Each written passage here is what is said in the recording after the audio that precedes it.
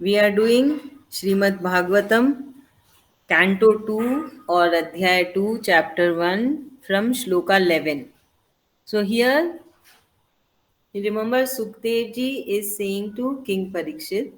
So King Parikshit has approached Sukdev ji that he is going to die and what he has to do now in the last stage.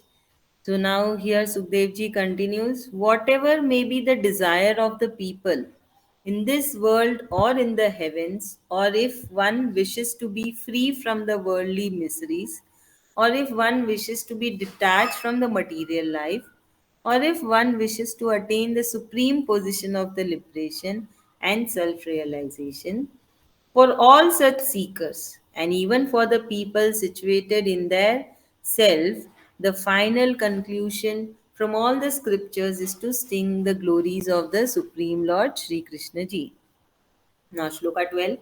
A person's life, even if short, is much better than that of the people with long life. And if the short life is used for the welfare of the soul and not material pleasures, people pursuing material pleasures only in their very long life is a total waste of this life. Now, Shloka 13. The great saintly king Katwang gave up everything and went in the shelter of Sri Hari to attain the highest abode when he came to know that he was going to die very soon. Shloka 14. O Parikshit, you still have 7 days in your life. Utilize them well and do everything you can for the welfare of the soul. So, when we go in the spiritual path or when our goal is for attain moksha, so who is benefited? It is the soul. So, body helps the soul to be get benefited, and it is the welfare for the soul. And now, very important shlokas are coming up. Now, shloka 15. No one should be worried at the time of death. One should use the weapon of renunciation to cut the cords of the body's attachment to the material things. Shloka 16. One should leave their homes and go to the places of pilgrimage and take bath in the holy waters. Then one should find a secluded and clean place to sit. Now 17. Thereafter, one should chant the supreme words Om with control over one's breath. With focus on the breath, one should not let their mind waver and continue the chanting. So this is the procedure what Sukhdev ji Maharaj is saying everyone that what one has to do when you are aware that you are going to die. So, if a body comes to know that the body is going to die, then this is the procedure that body needs to follow. Now, Shloka 18. Then, by using the power of intellect, one should control their senses from getting attracted to the sense objects and also control the mind to be focused on the Supreme Lord and not on the material actions. So, this is all the flashback of Srimad Bhagavad Gita. Right? Who is going to explain this Shloka 18? Quickly. Shloka 18. Ma'am, Me. I think we already did it. Yes, ma'am, I already explained it. Shloka 18, okay? ठीक है 19. With a steady mind, one must focus on any one body part of the Supreme Lord. Then one should gradually start focusing on the various parts of one after another. In this way, one should be free from all the material desires by meditating on the various body parts of the Supreme Lord. Then one should focus the meditation on the Supreme Lord to such an extent that no material thoughts can ever enter the mind. By accomplishing this supreme state of Lord Sri Krishna ji, one should be in the true love of the Supreme Lord and be in the eternal bliss. Shloka 19. Hmm? Ma'am, can I explain? Yeah, yeah, Tejas. Okay, ma'am. Ma'am, so So, ma'am, then that person should then focus on a part of Lord Sri Krishna, ma'am, maybe his lotus feet, ma'am, and gradually start focusing, ma'am, and in the end, ma'am, he should be able to cut his desires and forget all his materialistic pleasures and focus on the Lord Sri Krishna and attain moksha.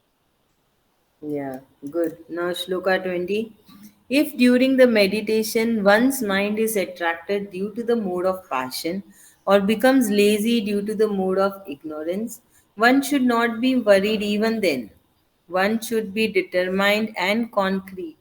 Only determination and concentration can remove the impurities of passion and laziness.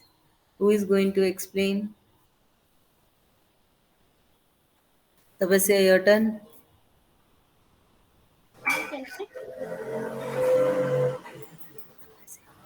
Yes, so in this shloka it has been told that um, to remove the impurities or passion and laziness, we need to chant the glories of Lord Shri Krishna because if we chant the shlokas of Lashi or the glories of Lord Shri Krishna, we'll get more towards Lord Shri Krishna. We will get away from material things. Okay. Now, Shloka 21.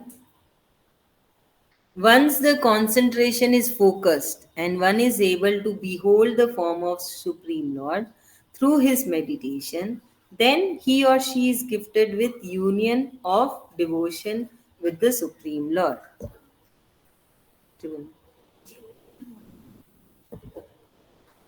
Okay, Reed is explaining.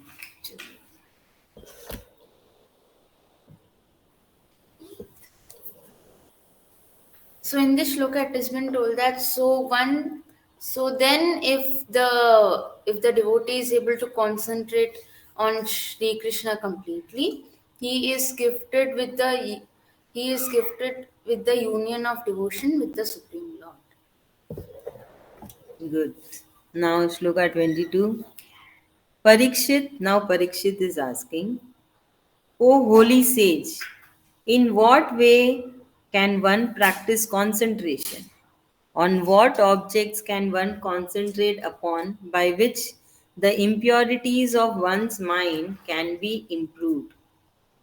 So, Parikshit is asking to the Sukhdevji Maharaj.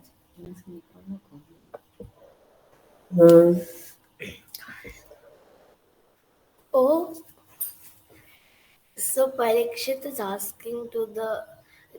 is saying, "Oh, holy sage, in what ways can one practice concentration, and on what objects can one concentrate upon by which the impurities of one's mind can be removed?"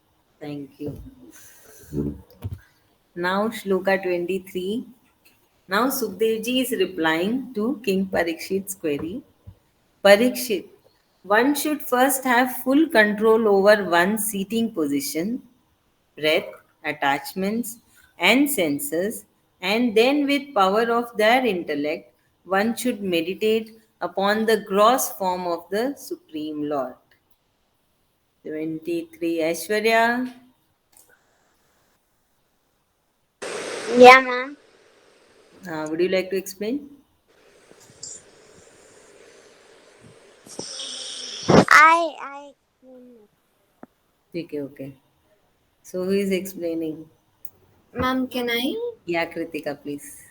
Ma'am, so in this shloka, Sukdevi is replying to King Parikshit's question, saying that first one should have control over the seating position, then over the breath, then the mind, and after we have control over all our senses, then we should just focus on the Supreme Lord. Thank you. Shloka 24. Aishwarya, your turn, Shloka 24. Yes. This entire universe, as it was, and as it is, and as it will be, and as we are able to see it and experience it, is nothing but the form of the Supreme Lord Himself.